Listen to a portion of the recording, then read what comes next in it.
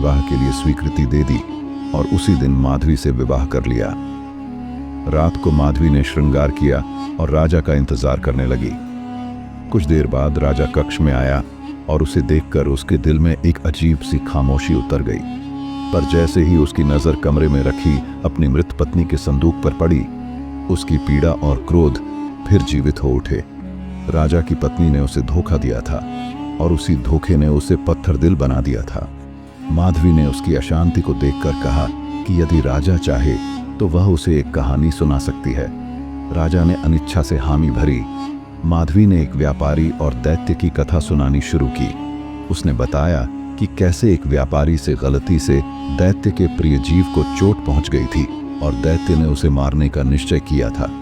व्यापारी ने अपनी बेटी के विवाह और घर के काम पूरे करने के लिए समय मांगा और दैत्य ने 30 दिन की मोहलत दे दी। व्यापारी ने बेटी की शादी कर दी और परिवार से विदा लेते हुए भावुक हो गया। उसकी पत्नी ने यहाँ तक कहा कि वह अपने पति की जगह जाकर मृत्यु सह लेगी। यह सुनकर राजा चुपचाप कहानी सुनता रहा। सुबह हो चुकी थी और राजा ने कहानी का अंत पूछना चाहा, पर माधवी ने कहा कि रात खत्म हुई है, इसलिए कहानी भी यहीं खत्म होती है।